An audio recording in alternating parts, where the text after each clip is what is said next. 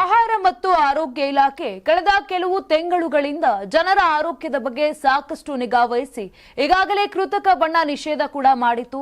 ಈ ಮಧ್ಯೆ ಆರೋಗ್ಯ ಇಲಾಖೆ ಮತ್ತೊಂದು ಪ್ರಯೋಗ ಮಾಡಿತ್ತು. ರಕ್ತನಿಧಿ ಘಟಕಗಳಿಗೆ ಅಪಾಯಕಾರಿ HIV ಸೋಂಕಿತ ರಕ್ತ ಬರುತ್ತಿರುವುದು ಪತ್ತೆಯಾಗಿದೆ.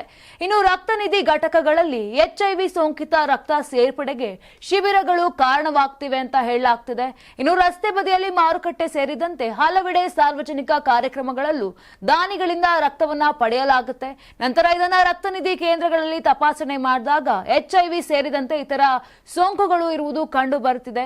ಈ ವರ್ಷ ಹೆಚ್ಚು HIV, hepatitis B, hepatitis C, syphilis, malaria positive ಇರುವವರ ರಕ್ತನಿಧಿ ಸಂಗ್ರಹ ಘಟಕಕ್ಕೆ ಬಂದಿದೆ. ಇನ್ನು ಮೊದಲ 6 ತಿಂಗಳಲ್ಲಿ ದಾನವಾಗಿ ಬಂದ 12.5% ರಕ್ತದಲ್ಲೇ ಸೋಂಕು ಹೆಚ್ಚಾಗಿ ಪತ್ತೆಯಾಗಿದೆ. 84ರಿಂದ 50 kg ಬಂದೆ. ಆಮೇಲೂ ಸಣ್ಣಗೆ ಫಿಟ್ ಆಗಿದ್ದೀನಿ. ಅದಕ್ಕೆ ನಾನು ಯೂಸ್ ಮಾಡ್ತಾ ಇರೋದು ಜೀನಿ ಸ್ಲಿಮ್. ಸಣ್ಣ ಆಗಕ್ಕೆ ಜೀನಿ ಸ್ಲಿಮ್ ಯೂಸ್ ಮಾಡಿದೆ, ಹೆಲ್ದಿನೂ ಅದೇ. ನೀವು ಸಣ್ಣ ಆಗಬೇಕಾ, ಹೆಲ್ದಿ ಆಗಬೇಕಾ? ಹಾಗಿದ್ರೆ ಜೀನಿ ಸ್ಲಿಮ್ ಯೂಸ್ ಮಾಡಿ. ಸಣ್ಣ ಆಗೋದಕ್ಕೆ ಯಾವುದೋ ಪ್ರಾಡಕ್ಟ್ ಹೇಳ್ತಾ ಇದ್ದಾಳೆ, ಏನಾದರೂ ಸೈಡ್ ಎಫೆಕ್ಟ್ಸ್ ಇದೆ ಅಂತ ಯೋಚನೆ ಮಾಡ್ತಾ ಇದ್ದೀರಾ? ಖಂಡಿತ ಇಲ್ಲ, ಯಾಕಂದರೆ ಇದು ಕೆಮಿಕಲ್ ಫ್ರೀ. ಸಣ್ಣ ಆಗಬೇಕು ಅಂದರೆ ಜೀನಿ ಸ್ಲಿಮ್ ಯೂಸ್ ಮಾಡಿ. ಹೆಚ್ಚಿನ ಮಾಹಿತಿಗೆ ಕೆಳಗೆ ಡಿಸ್ಪ್ಲೇ ಆಗ್ತಿರೋ ನಂಬರ್ಗೆ ಕಾಲ್ ಮಾಡಿ.